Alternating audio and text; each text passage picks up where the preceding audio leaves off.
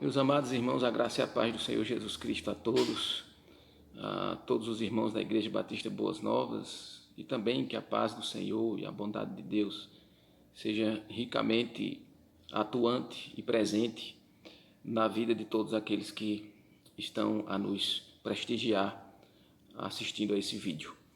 Queridos, eu estou aqui na sede da Igreja Batista Boas Novas, com o coração cheio de saudosismo, me lembrando dos momentos em que nós passamos aqui antes desta pandemia, dos momentos tão edificantes para as nossas vidas. E isso me levou a refletir sobre o quanto nós devemos dar importância ao momento que nós vivemos no culto presencial, quando nós estamos juntos buscando a face de Deus. Porque quando as coisas estão andando naturalmente na nossa vida, conforme o padrão de rotina que nós adotamos, às vezes nós relaxamos, deixamos de valorizar aquilo que é tão importante, mas que por causa da nossa rotina diária, né, e por causa de muitos outros motivos, nós relegamos a um plano secundário ou nos acostumamos e deixamos de valorizar, né, colocar em autoestima aquilo que realmente é muito importante para o crescimento cristão. E o culto público presencial é imprescindível. Esse momento de pandemia está provando categoricamente que os desigrejados estão errados. Afinal de contas, muitos que não são desigrejados, que não eram desigrejados, mas que amavam estar na casa do Senhor, né, estão passando a experiência do que é ser um desigrejado, no sentido de não se reunir, não é verdade? E a experiência não é boa, não é agradável, não é satisfatória para quem realmente crê nas Escrituras, teme a Deus e tem o prazer, como o salmista tinha, né? Alegrei-me quando me disseram, vamos à casa do Senhor. E é claro que eu não vou entrar aqui no mérito de discutir sobre a questão do significado da casa do Senhor como sendo a igreja espiritual, o corpo de Cristo, as pessoas e não um prédio ou um templo, né? Na verdade, de fato, a verdade bíblica salutar, principalmente da Nova Aliança, é que o templo de Deus, as pedras vivas, são os membros da igreja, os membros do corpo de Cristo, a igreja. Mas isso em nenhum momento nas Escrituras, nem mesmo do Novo Testamento, desmerece o ensino bíblico de um lugar onde as pessoas possam se reunir e buscar a face de Deus. Os apóstolos faziam isso, os discípulos faziam isso de casa em casa, eles se reuniam em um determinado lugar físico e ali se tornava a casa de Deus, no sentido de que a casa de Deus estava recebendo Deus vivo através, né, de uma comunhão pública, recíproca de adoração e de celebração e de vida com Deus. Então, todos os dois ensinos são bíblicos. E o fato é que nós somos pessoas de carne e osso, corpo físico, e nós precisamos usar o nosso corpo para a glória de Deus. A igreja precisa estar unida e reunida. E eu senti muita falta, sinto muita a necessidade, né, de estarmos reunidos, de estarmos unidos, de estarmos juntos como corpo do Senhor. Creio eu que o Senhor nos dará vitória a toda a igreja do Senhor, a todos os que servem a Deus nesse Brasil e em nossa cidade, e nós poderemos sim estar reunidos buscando a face do Senhor. Vai passar, Deus é fiel, tudo isso vai chegar a um fim, e a minha oração ao Senhor tem sido esta, que o Senhor nos conceda a graça de valorizarmos ainda mais aquilo que nós talvez tenhamos dado pouco valor ou poderíamos ter dado bem mais. Então, que o Senhor plante no nosso coração essa semente, né, do escritor aos Hebreus, quando ele disse que nós não devemos deixar de congregar, como é costume de alguns. Antes façamos a admoestação, tanto mais quanto vedes que o dia se aproxima. Mas esse não é o assunto que, embora eu tenha falado, vou tratar especificamente nesta noite. Nós vamos tratar de um tema. O tema é o cristão e as enfermidades. Nós estamos atravessando um período de enfermidades. Obviamente, vários tipos de enfermidades existem no mundo, de doenças, mas esta pandemia ou epidemia, ela tem sido a enfermidade que tem se destacado acima de todas as outras e que tem levado as pessoas a perceberem o quanto nós somos frágeis e o quanto nós devemos lutar contra aquilo que intenta contra as nossas vidas, né? E nesse momento, obviamente, questionamentos surgem na mente de todos os crentes, de todos os cristãos, de todos aqueles que realmente servem a Deus com sinceridade e querem conhecer, ou pelo menos dentro da medida do possível, entender as formas de Deus agir no mundo e o porquê da existência de enfermidades e qual é a perspectiva e a visão bíblica que nós devemos ter, doutrinária, para nos mantermos firmes e fiéis ao Senhor em meio a tudo isso. Um dos questionamentos é por que é que durante essa pandemia tanto pessoas não cristãs quanto pessoas cristãs, tanto pessoas crentes ou não, adquirem a enfermidade, não é? Por que a pessoa, eu como crente, como servo de Deus, adoeço ou posso contrair essa doença? Deus livra ou não livra? Se Ele livra de verdade, por que é que alguns adoecem? Qual o propósito de Deus em tudo isso? Por que esta enfermidade existe no mundo? Algumas pessoas, na infantilidade de tentar defender o caráter de Deus, ou a bondade de Deus, acabam renunciando à sua justiça e os seus juízos sobre o mundo e acabam afirmando que essa enfermidade veio sobre o mundo, mas que Deus não tem poder sobre ela, ou que Deus a permite, mas a permite como que sendo subserviente ao poder inerente da própria enfermidade, ou essa enfermidade foi enviada pelo diabo, Deus não tem nada a ver com isso, ou por que é que o cristão ora a Deus, ou eu tenho orado, pedido a graça de Deus e sua proteção, e de repente contrair essa enfermidade. Enfim, questionamentos podem surgir, surgem diante de momentos como esses. E principalmente lembrando aqui um parêntese, que quando a pessoa está enferma, doente, a capacidade de raciocínio dela é afetada pela dor, pela angústia, pelo incômodo que a doença traz, e dependendo do estágio em que ela apareça ou se manifeste, pode ser ainda pior no que diz respeito a levar ao coração questionamentos sobre aquilo que a pessoa crê e que de repente não está se consumando como ela acreditava.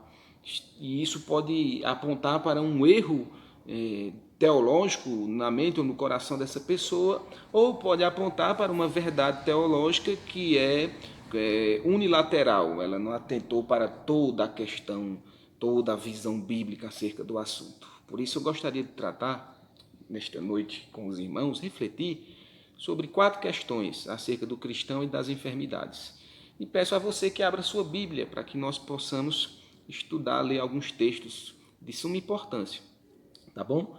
Alguns textos vão ser, eu quero que você acompanhe na leitura da Bíblia, porque esse estudo é um estudo que vai ser simples, mas um estudo comprobatório. Nós vamos ler alguns versículos e ir comprovando as verdades que serão afirmadas aqui com base nas Escrituras para esclarecimento e doutrinamento de todos nós, de todos os irmãos, de todos nós, tá bom?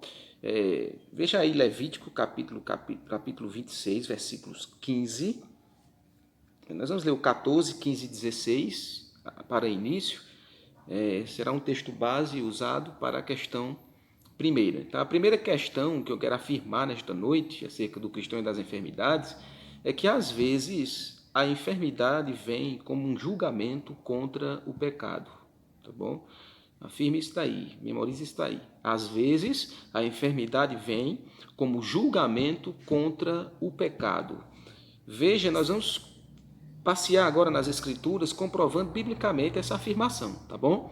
Levítico capítulo 26, versículos 15 a 16, diz assim: Mas, se me não ouvirdes, é Deus falando, mas se me não ouvirdes e não cumprirdes todos estes mandamentos, se rejeitardes os meus estatutos e a vossa alma se aborrecer dos meus juízos, a ponto de não cumprir todos os meus mandamentos, e violardes a minha aliança, então eu vos farei isto. Eu, o Senhor, né? O Senhor Deus, eu vos farei isto.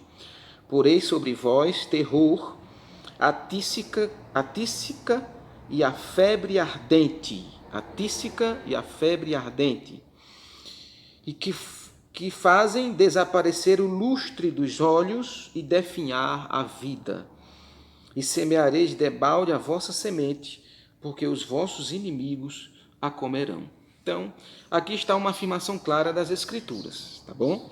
Deus falando ao povo de Israel que se eles quebrassem a aliança, que se eles fossem desobedientes ao Senhor, Deus faria isto sobre eles. Traria o terror, a tísica e a febre ardente. A febre ardente, ou seja, doenças, né? Que provocam febre, que fazem desaparecer o lustre dos olhos, o brilho dos olhos, né? Enfraquece o corpo e definhar a vida, disse o Senhor. Então, o que Deus está dizendo aqui é que o pecado, a desobediência na vida do povo de Israel conduziria eles ao julgamento divino. E o juízo de Deus era que Deus poria sobre eles a enfermidade e as doenças como consequência dos seus pecados. Vamos para Deuteronômio, capítulo 28, tá bom? Deuteronômio, capítulo 28, que vai dar uma confirmação clara acerca dessa palavra que Deus enviou aos filhos de Israel. O capítulo 28 narra sobre as bênçãos, né? É muito conhecido esse capítulo, decorrentes da obediência, e as bênçãos também decorrentes da desobediência. Então, eu vou ler apenas um versículo, que é o versículo 61, é um capítulo bem longo, onde Deus afirma categoricamente assim, ó: também o Senhor fará vir sobre ti toda a enfermidade e toda praga que não estão escritas no livro desta lei, até que sejas destruído. Deus está falando para o povo de Israel que a aliança que ele tinha com o seu povo era condicional. Se eles obedecessem, seriam tremendamente abençoados, e isso incluiria a saúde.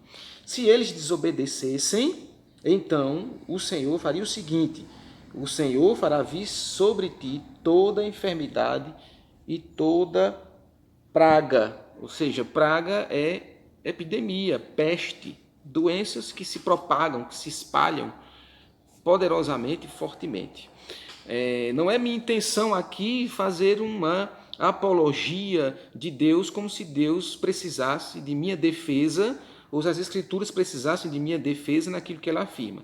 O meu objetivo é comprovar biblicamente as afirmações que a própria Bíblia faz acerca da enfermidade sobre a vida do povo de Deus. Então, a primeira afirmação, repito, é essa: às vezes a enfermidade vem como julgamento contra o pecado, tá bom? O Salmo 107, veja aí também, eu quero comprovar junto com você algumas passagens bíblicas, não são todas, o estudo não é exaustivo, até porque não tem como fazer um estudo exaustivo, ele ficaria longo demais, né?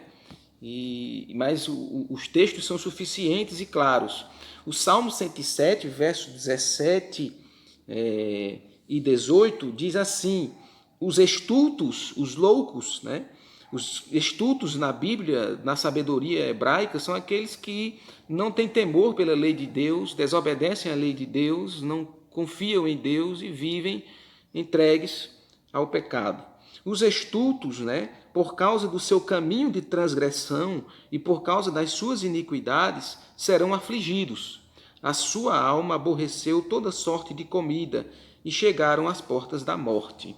Todo estudioso bíblico, todo comentarista vai afirmar claramente, como o texto diz, que esse texto está se referindo às pessoas insensatas que desobedecem a Deus e, consequentemente, passam a adquirir doenças, porque a doença traz a inapetência, sua alma aqui, alma é no sentido de vida, sua vida aborreceu toda sorte de comida e chegaram às portas da morte, ou seja, a doença ela tem essa tendência, obviamente, de querer levar a pessoa ao óbito, ao falecimento. Então aqui é mais um texto que comprova biblicamente que a desobediência, o pecado contra Deus pode sim trazer como consequência, além de outras consequências espirituais, a consequência de uma doença física. Em Miqueias, o profeta Miqueias, ache Miqueias aí, eu quero ver se você é bom de Bíblia, se você conhece as Escrituras bem, procura Miqueias aí, né, para a gente fazer uma leitura. No capítulo 6 de Miqueias, no versículo de número 13, a palavra diz assim: assim, né, também passarei eu, aqui é o Senhor, obviamente, assim, também passarei eu a ferir-te e te deixarei desolada por causa dos teus pecados. Ou seja, Deus está dizendo que visitaria o povo de Israel, ferindo-os, né? Causando-lhes ferimento, né? O que interpõe também, ou nos leva a refletir sobre doenças. Te deixarei desolada, que seria o castigo de Deus, expulsando o povo de sua terra, por causa dos teus pecados. Então, a causa motivadora do ferimento de Deus e das doenças vindas sobre o povo e da desolação da cidade seriam os seus pecados. Mas então aí você pode se perguntar e pensar, mas pastor Sandro, o senhor está falando aí e citou várias passagens, algumas passagens do Antigo Testamento, do povo que estava debaixo da lei, né, da antiga aliança.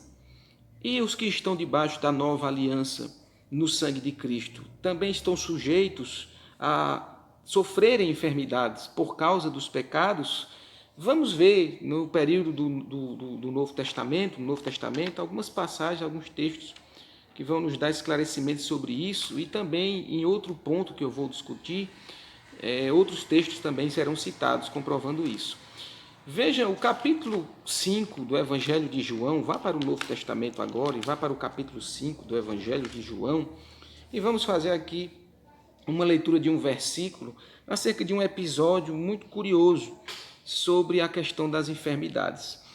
O texto bíblico narra aqui a experiência vivida por nosso Senhor Jesus Cristo com um paralítico que estava no tanque de Betesda.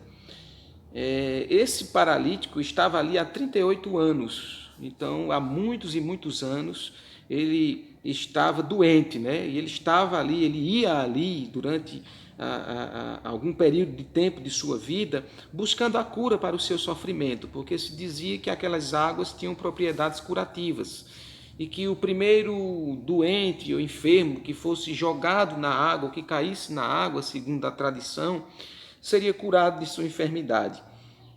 Mas ele era paralítico, o que dá a entender que ele fosse tetraplégico, porque ele não conseguia nem com os braços se jogar na água, ele precisava de alguém. Jesus se aproxima dele, lhe faz uma pergunta aparentemente muito óbvia: tu queres ser curado, tu queres ser sarado? E ele diz: Senhor, eu não tenho ninguém que possa me lançar na água, e quando penso em ser lançado, ou quero ser lançado, alguém vai antes de mim, e eu não consigo chegar até ali. Então, quando a água era agitada, alguns eram jogados, quem se jogasse primeiro era curado, e ele não conseguia fazer isso. O fato é que o Senhor o curou. O Senhor disse: levanta-te, toma o teu leito e anda. E ele foi embora. Ele se levantou imediatamente e um grande, extraordinário milagre aconteceu ali, né? Mas veja que eu quero ler o versículo 14 com você, capítulo 5, verso 14 de João, no qual Jesus encontra aquele homem e diz para ele o seguinte: mais tarde, Jesus o encontrou no templo e lhe disse: olha que já estás curado. Não peques mais, para que não te suceda coisa pior. Então, naturalmente, nós vemos nesse texto bíblico que o Senhor afirma que aquele homem tinha adoecido, estava doente por causa dos seus pecados. Porque ele diz: olha que já estás curado, não peques mais, né? Para que não te suceda coisa pior. Então, é óbvio que Jesus estava se referindo que o motivo pelo qual aquele homem tinha ficado paralítico tinha sido o pecado em sua vida, ok? Então, há outras passagens bíblicas na qual mostram claramente que o julgamento de Deus vem sim através de enfermidades contra o pecado do homem. Um dos julgamentos de Deus aconteceu em Atos dos Apóstolos. Veja Atos dos Apóstolos, capítulo 12, versículo 23. Abra sua Bíblia em Atos, capítulo 12, versículo 23. Aqui é bom dar uma explicação também, porque narra sobre Herodes Antipas. E Herodes Antipas tinha ordenado a morte de Tiago, feito com que Tiago passasse a fio de espada, e tinha também conduzido Pedro, o apóstolo Pedro, à prisão, com o intuito também de martirizá-lo, de assassiná-lo, para agradar aos judeus. Herodes Antipas era o governante da Judéia nesse período, e ele intentava contra a vida dos apóstolos, contra a vida de Pedro. Pedro foi livre da prisão, Deus teve misericórdia dele, enviou o seu anjo, tirou de lá, mas um designado dia, Herodes estava diante do seu plenário, dos habitantes de Tiro e de Sidom, e ele estava vestido com vestes talares, com vestes resplandecentes. Na verdade, era uma veste comprida, segundo o historiador Joséfo, Flávio Joséfo, historiador do século I. Ele estava vestido com uma veste comprida, prateada, e os raios do sol faziam brilhar a prata de suas vestes, o que levou o povo a adorá-lo como se fosse um Deus, e a dizer para ele, não é voz de um homem, a voz que nos fala é a voz de Deus e não de homem. E o versículo 23 da palavra de Deus diz, em Atos 12, 23, que no mesmo instante um anjo do Senhor o feriu, por ele não haver dado glória a Deus, e comido de vermes ele expirou. Comido de vermes ele expirou. A narração de Lucas diz que no exato momento em que ele foi adorado, veio o anjo de Deus, Deus enviou o seu juízo sobre ele, e por ele não haver dado glória a Deus, mas ter recebido a glória dos homens como se fosse uma divindade, e ele foi atacado e ferido pelo anjo com uma doença, porque ele foi comido de vermes e expirou. Aqui há uma laconicidade, há um resumo textual. Lucas está resumindo que ele foi comido de vermes. Uma leitura superficial vai nos levar a pensar que imediatamente vermes começaram a surgir no seu corpo e ele morreu ali sentado no trono. Não foi isso que aconteceu. Na verdade, uma doença veio sobre ele. Flávio Joséfo narra isso como historiador de sua época, que ele começou a sentir dores abdominais, dores estomacais, e que ele foi acometido de um câncer estomacal. E que com o tempo, pouco tempo depois, a doença se proliferou rapidamente e os vermes corroeram os seus intestinos e ele morreu dessa enfermidade em pouco tempo e, portanto, foi julgado por Deus com uma doença. Então, a gente sabe que Herodes não era cristão, pelo contrário, ele se opôs à igreja do Senhor. Mas o que eu quero enfatizar aqui é que Herodes foi condenado pelo Senhor por causa do seu pecado da vanglória, da auto-idolatria, né? Por causa do pecado da idolatria, por causa do seu egoísmo, por causa de sua maldade contra o Senhor, Deus o feriu. E o seu pecado causou-lhe uma doença que rapidamente ceifou a sua vida. Então, a gente chega à conclusão, nesses dois textos, que de fato o juízo de Deus vem contra o pecado do ser humano e que a doença pode sim ser uma consequência do pecado. Mas até agora você pode pensar, pastor, o senhor falou no Novo Testamento de dois textos, um no qual era o paralítico de Betesda e ele estava doente por causa do seu pecado e Jesus o curou. Por outro lado, falou de Herodes Antipas, que era um ímpio, um pagão, e que ele foi julgado por Deus por causa dos seus pecados e também morreu. E no caso dos crentes, o cristão, aquele que foi salvo, aquele que foi alcançado pela graça, aquele que faz parte da igreja, ele também pode ser acometido de uma enfermidade, como julgamento de Deus por causa do seu pecado. Eu vou deixar que a palavra de Deus responda. Em 1 Coríntios, abra sua Bíblia em 1 Coríntios, capítulo 11. Eu quero que você leia comigo com muita atenção essa passagem, 1 Coríntios, capítulo 11, para que fique nitidamente no seu coração a verdade bíblica, tá bom? Essa passagem, 1 Coríntios capítulo 11, versículos 29 em diante, né?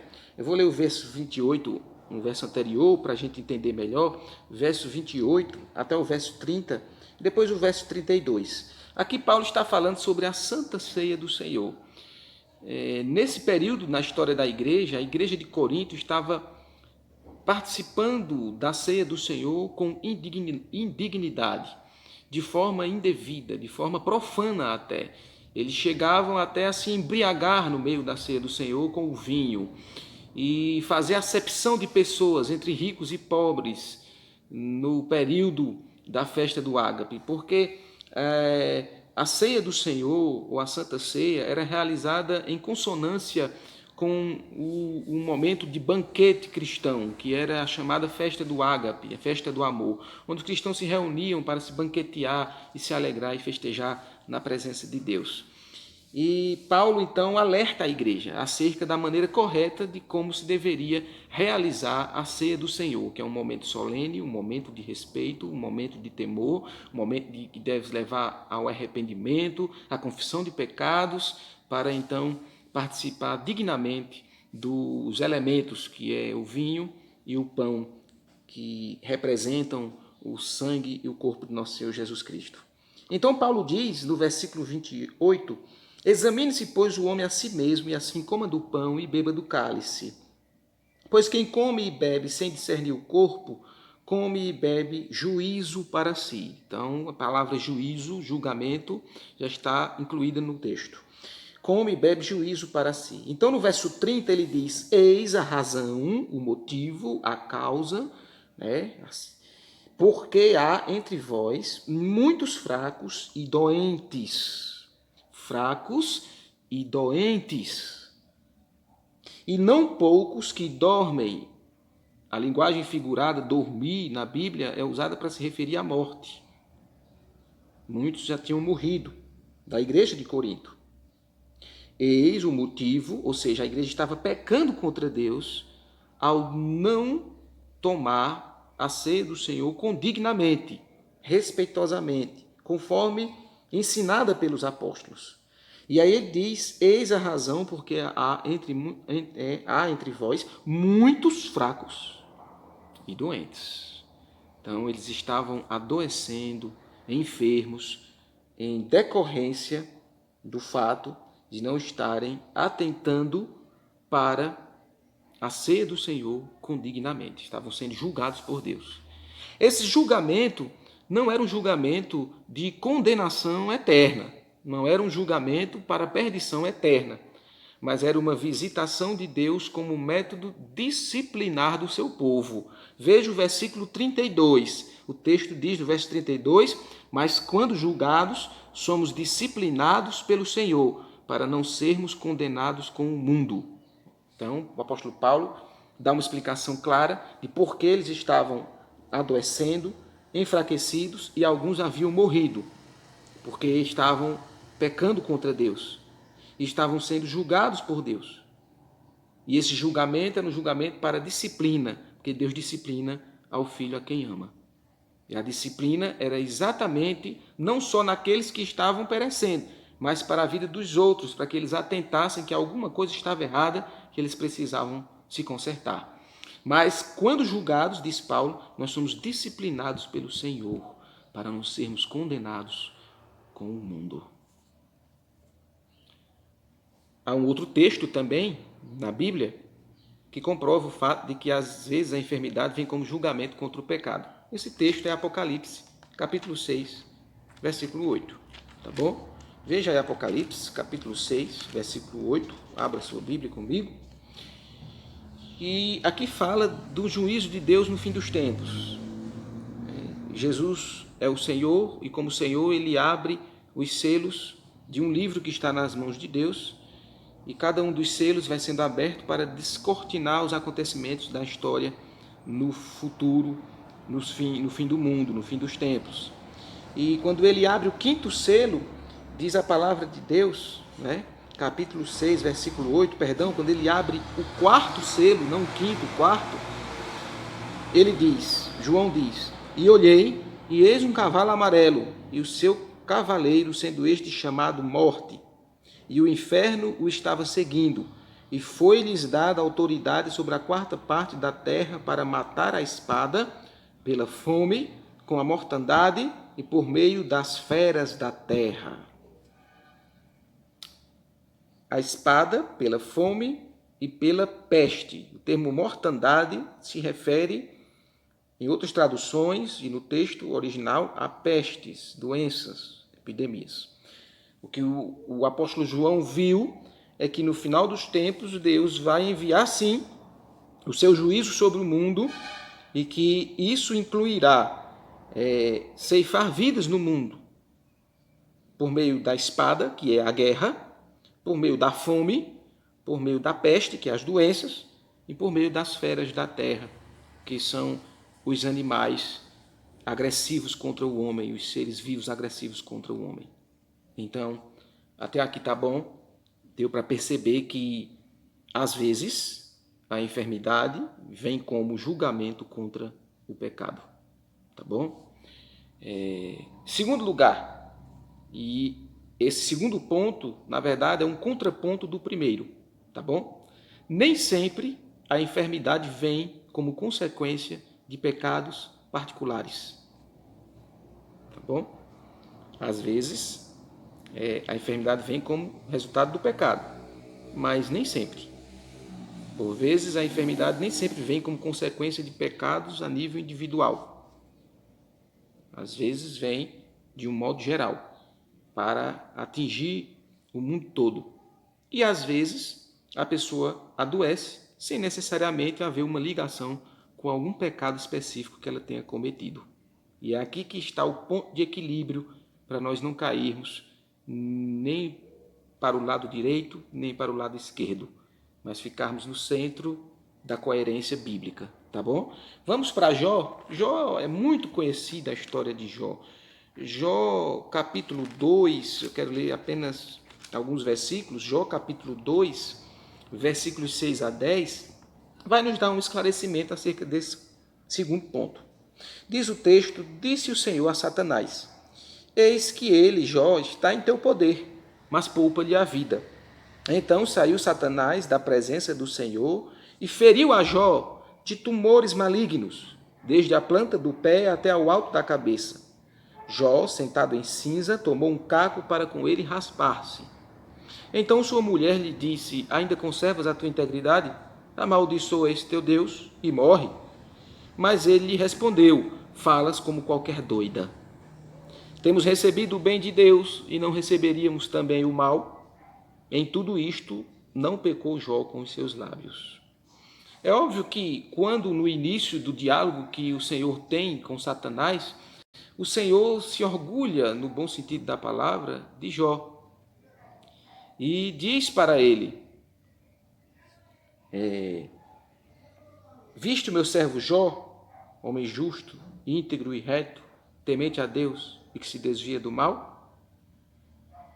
Ou seja, Jó não estava em grave pecado contra Deus para que pudesse ser acometido por um julgamento divino sobre ele, com que Deus vindicando a sua santidade sobre o pecado de Jó. E isso é muito, muito importante nós salientar. Até porque o texto nitidamente diz que Jó foi acometido por uma doença. E essa doença era uma doença terrível, maligna. Alguém pode dizer: foi Satanás que jogou essa doença sobre Jó. Mas Satanás não fez isso sem que Deus o consentisse. Foi Deus quem disse: ele está em teu poder, mas poupe-lhe a vida, não lhe tire a vida. E o diabo colocou sobre ele uma doença, uma enfermidade terrível, que alguns estudiosos chamam de elefantíase, que é uma doença que deixa os pés ou as pernas semelhantes a pernas de um elefante, que supura muito. O fato é que Jó adquiriu uma enfermidade maligna terrível. Mas isso não foi em decorrência de um pecado específico na vida de Jó. Pelo contrário, o livro de Jó é um livro muito profundo acerca do sofrimento humano e que demonstra claramente que os amigos de Jó estavam equivocados ao quererem relacionar a doença de Jó aos seus pecados, ou uma vida de transgressão, ou a algo muito gravíssimo que ele tivesse cometido contra o Senhor. E Jó, nos seus diálogos, defende a sua inocência, a sua integridade diante de Deus, porque ele sabia de sua comunhão com Deus, de seu temor a Deus e de sua vida em íntima relação com os mandamentos de Deus, cheia de temor do Senhor. E Deus também, o próprio Senhor, afirma isso acerca da vida de Jó. Então, Jó nos prova que nem sempre a enfermidade vem como consequência do pecado. Um outro texto, que é já no Novo Testamento, no Evangelho de João, no capítulo 9, também muito conhecido, vai também nos mostrar uma realidade diferente do paralítico no tanque de Betesda que nós citamos atrás. O paralítico no tanque de Betesda adoeceu e estava enfermo por causa dos seus pecados. Mas é diferente aqui na vida de um cego de nascença. A Bíblia diz que os discípulos perguntaram a Jesus acerca desse cego, dizendo, no verso 2 do capítulo 9, Mestre, quem pecou, este ou seus pais, para que nascesse cego? E respondeu-lhe Jesus, nem ele pecou, nem seus pais, mas foi para que se manifestem nele as obras de Deus. Portanto, aqui está o Senhor alegando que não houve aí a recepção ou a existência na vida daquele homem cego de nascença, o recebimento das consequências dos seus próprios pecados e nem tampouco dos pecados dos seus próprios pais. Então não havia aí essa ideia de um pecado ser transmitido dos pais para os filhos e hereditariamente ele ter recebido essa punição por ter nascido cego. Então, isso dá a entender também que havia a ideia supersticiosa, primitiva, nesse tempo, de que a pessoa pudesse, mesmo antes de seu nascimento, receber as consequências dos pecados pessoais dos seus pais, né? De Deus punir a pessoa antes mesmo dela nascer. Não, Jesus diz, não, isso não é isso que aconteceu, né? Nem ele pecou, nem seus pais, né? Mas isso aconteceu para que nele se manifestem as obras de Deus. Então aqui há uma profundeza muito grande nos desígnios de Deus. Deus tem projetos e desígnios, planos e ações no mundo espiritual que estão muito acima da nossa simplória e limitada compreensão, né?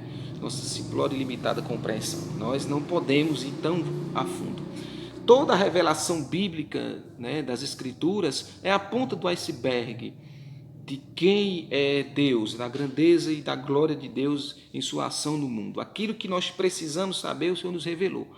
Aquilo que nós não podemos alcançar, atingir, compete a Ele, está nos desígnios dEle. Por esse motivo, nós devemos estar bem atentos a essa questão, para não cairmos em heresias e compreensões equivocadas acerca da natureza do Senhor Deus e de como Ele age no mundo e do porquê das enfermidades e doenças no mundo e do sofrimento no mundo. Às vezes, a enfermidade vem como julgamento contra o pecado, mas nem sempre a enfermidade vem como consequência de pecados particulares. Cada caso é um caso. Então é preciso conhecer a árvore e os seus frutos e também entender que há questões que somente Deus tem o poder de julgar e de nos mostrar a pura verdade acerca do porquê aquela doença, se Ele quiser nos mostrar, está existindo na vida de alguém ou de alguma outra pessoa. O fato é que, biblicamente, pode sim vir como consequência do pecado. Então, se a pessoa está vivendo em transgressão, zombando de Deus, escarnecendo da verdade do Evangelho, tendo uma vida dúplice, estranha aos olhos das Escrituras e do projeto de Deus na sua vida, em desobediência, em flagrante transgressão da lei de Deus, né? Porque o pecado é a transgressão da lei de Deus. Obviamente, essa pessoa pode sim estar correndo riscos, sérios riscos.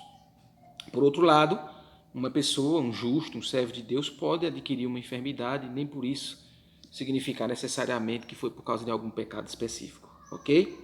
A terceira verdade que eu quero compartilhar, que está relacionada às duas, é que o justo pode adoecer e até morrer por causa de uma enfermidade, tá bom?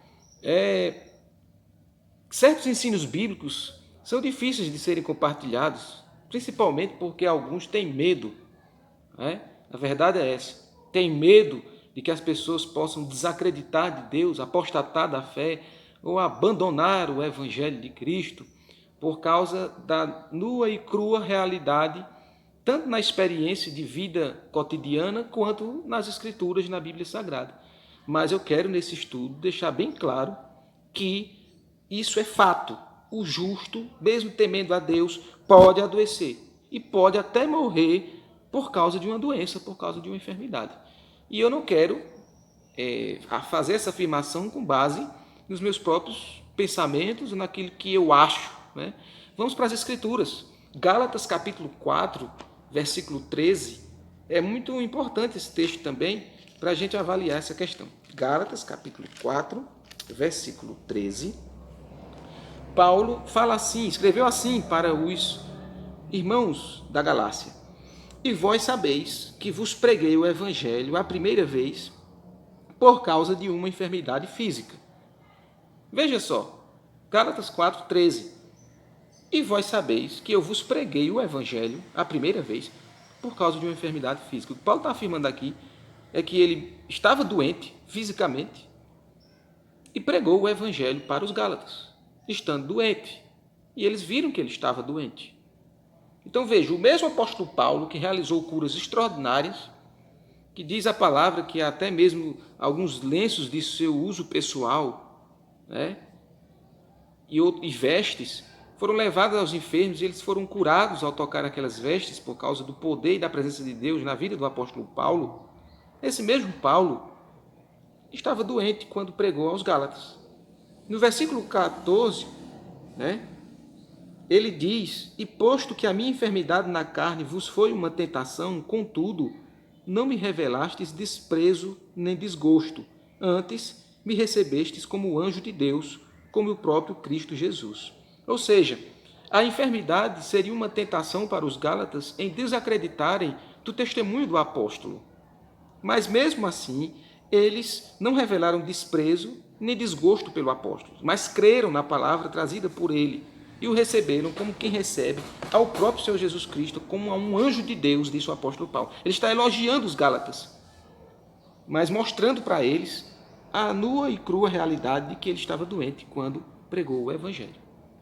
Ora, se o apóstolo Paulo adoeceu, mesmo sendo fiel a Deus, como ele era nesse momento, depois de sua conversão, será que nós não adoecemos?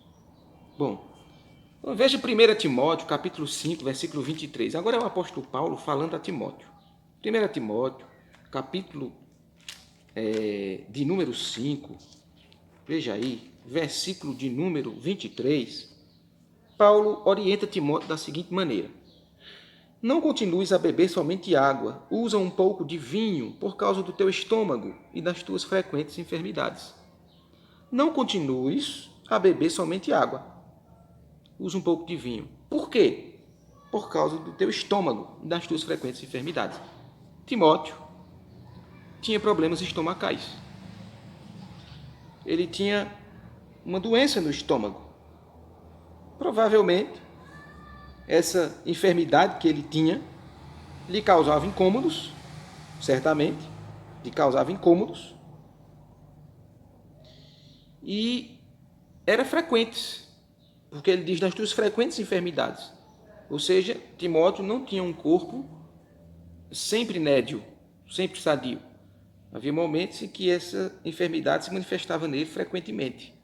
E aí Paulo o orienta a não beber só água, mas tomar um pouco de vinho, porque o vinho contém um pouco de álcool natural e esse álcool natural era necessário para ajudá-lo naqueles problemas que ele tinha. Ok? Então, Timóteo também adoeceu.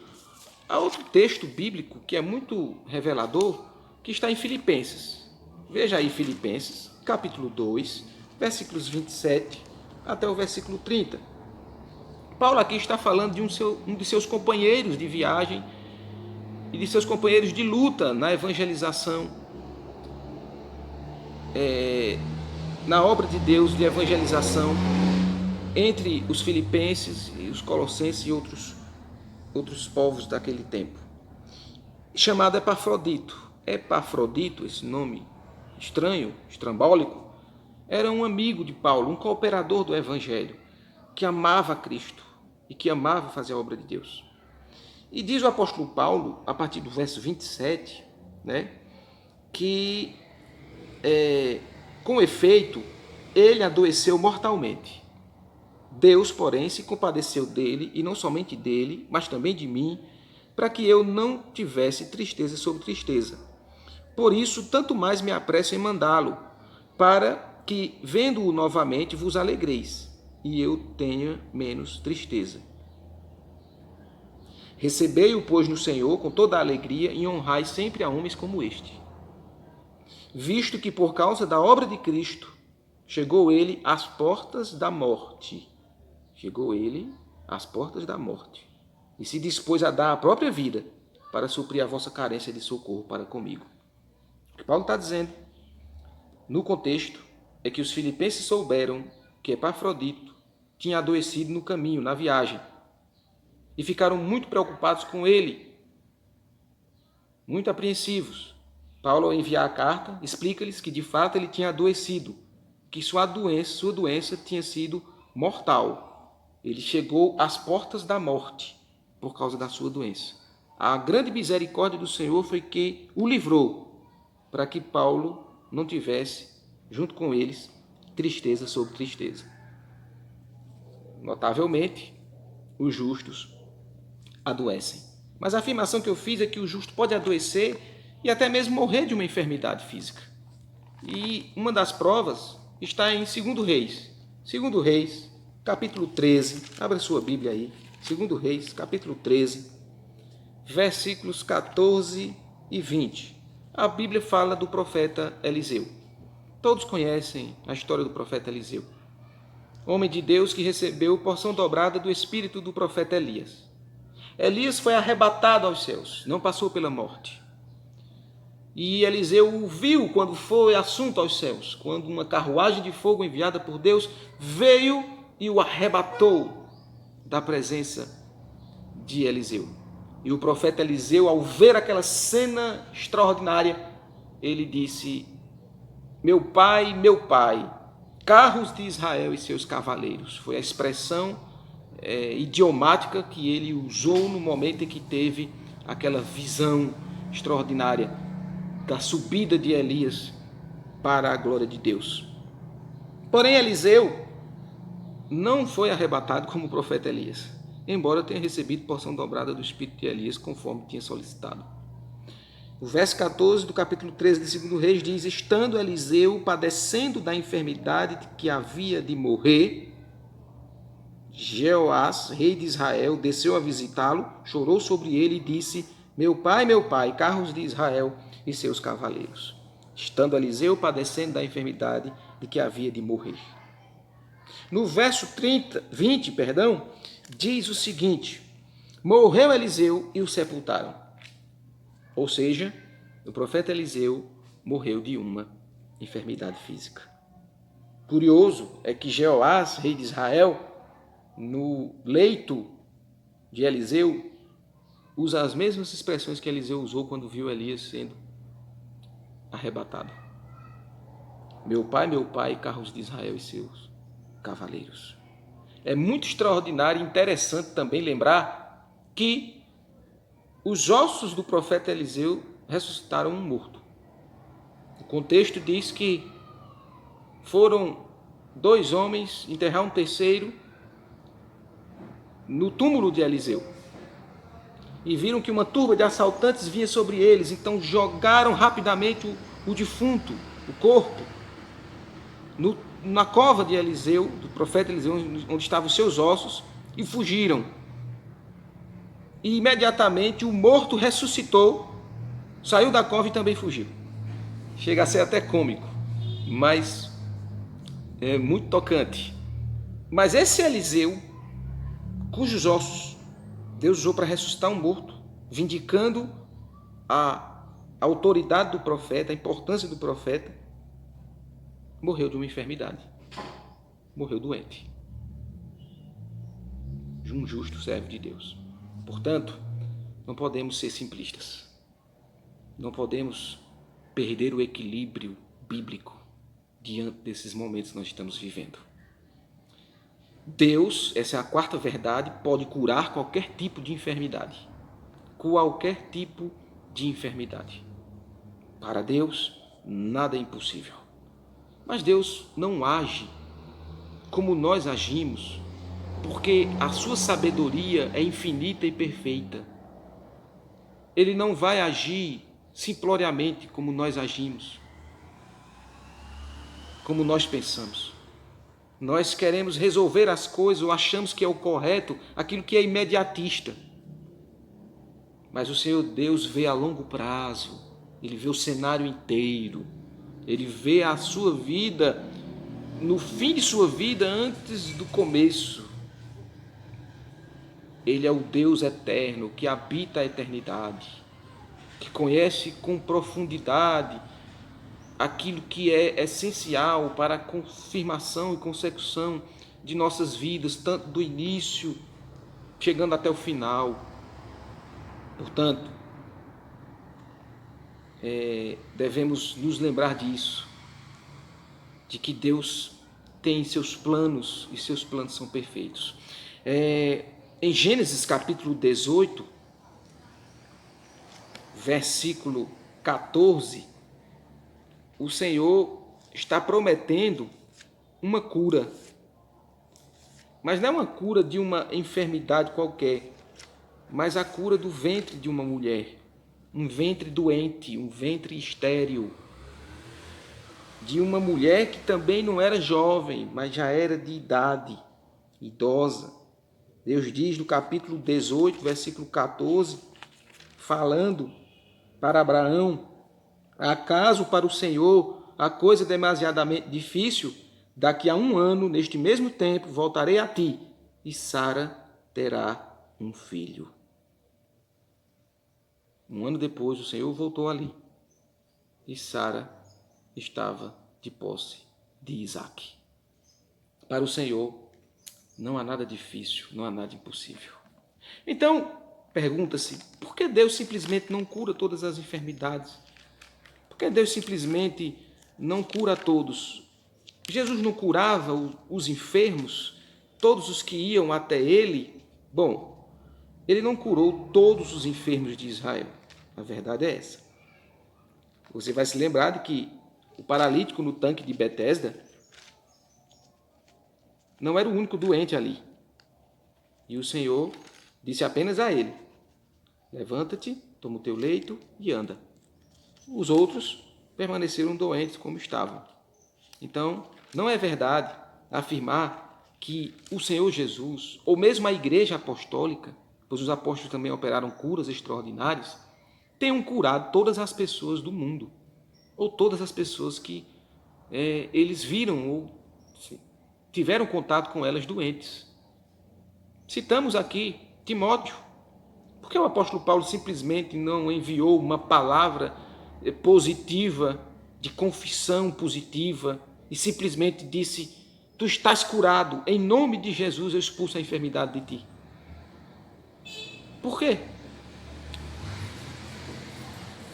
Por que Eliseu não foi curado? Por que Epafrodito foi curado à beira da morte? E Paulo, em sua narrativa, dá a entender que sofreu muito com aquilo. Temos que entender o seguinte: o poder de Deus é propriedade exclusiva de Deus. Se Ele quiser manifestar na vida de um profeta, de um apóstolo, de um pastor, de um servo, em um determinado momento, para a cura de pessoas físicas, Ele o faz, porque o Espírito Santo de Deus é Senhor.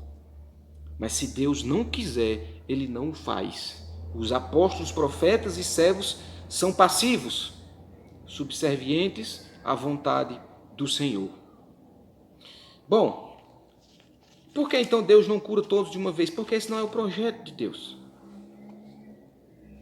O projeto de Deus é trazer cura para a raça humana, aqueles que serão redimidos e salvos por Cristo na eternidade.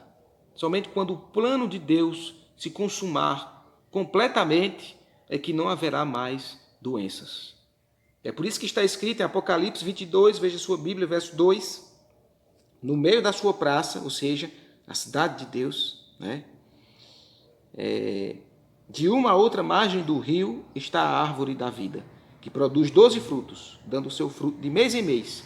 E as folhas da árvore são para a cura dos povos, são para a cura das nações.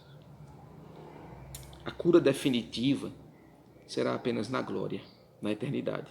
Porque ainda que uma pessoa seja curada hoje, ela vai morrer. Nós vamos morrer. A pior doença que existe na raça humana chama-se pecado. E a consequência dessa doença terrível é a morte. E essa morte vem sobre todos nós. Ela só deixará de existir, tanto a doença quanto a morte, porque a doença é um tipo de pré-morte. Elas só deixarão de existir quando da ressurreição dos mortos, quando Cristo voltar e ressuscitar todos para uma nova vida eterna, imortal, na presença de Deus. Quando o que é corruptível for revestido da incorruptibilidade e o que é mortal for revestido da imortalidade, então não existirá mais nenhuma doença. Quero finalizar fazendo a seguinte afirmação, que os princípios básicos deste estudo que nós fizemos agora são aplicáveis a qualquer sofrimento, além das doenças físicas.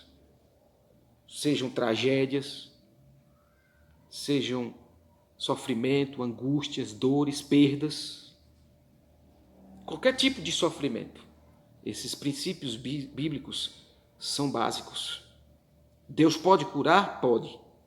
Um certo professor meu, de hebraico, há anos atrás, contou o testemunho de um homem, servo de Deus, que estava com câncer na garganta em estágio grave, avançado. E ele, em um determinado dia, já estava desenganado pelos médicos, foi até a torneira do seu banheiro. A água da torneira era uma água boa. Ele chegou até a água da torneira, estava lavando suas mãos e ele disse simplesmente assim: água nas mãos de Deus, do meu Deus, é remédio. E bebeu a água. E foi curado. Foi sarado. Ele procurou os médicos, e os médicos se espantaram, porque o câncer foi sendo gradativamente revertido. E ele foi sarado. Deus pode curar? Pode. Por isso nós temos que ter fé, buscar. Quando o crente adoece, ele tem que buscar os médicos, ele tem que buscar a Deus acima de tudo, confiar mais em Deus do que nas mãos dos médicos, mas estar disposto a dizer: Senhor, cura-me. Se o Senhor quiser, o Senhor pode. Se o Senhor não quiser, glorifica o teu nome e me prepara para o encontro contigo. Porque o que importa é que o Senhor já me sarou em Cristo e que em Cristo eu tenho a herança da vida eterna, da ressurreição e da vida sem doença para todo sempre.